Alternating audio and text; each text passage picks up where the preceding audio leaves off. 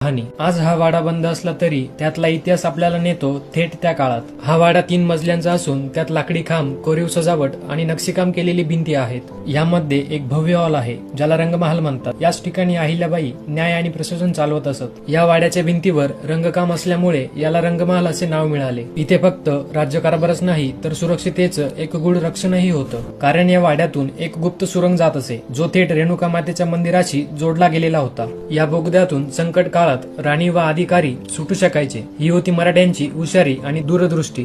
पुढे उभा आहे रंगमहाल, शौर्याचा आणि न्यायाचे प्रतीक. आणि त्याच्या मागच्या साईडला होता अजून एक वाडा जिथं चालायचा प्रशासनाचा गूढ भाग, शांतपण तितकाच महत्वाचा. हा मागचा वाडा हा होता त्या काळाचा पाठिंबा जिथून अंतर्गत काम, संरक्षण आणि लष्करी हालचाली घडत असत. या वाड्याच्या दालनामध्ये एक शांतपण पवित्र जागा आहे जिथं आजही लक्ष्मीनारायणाची मूर्ती विराजमान आहे. रंगमहालाच्या समोर उभा आहे रक्षणाचं प्रतीक श्री हनुमान मंदिर.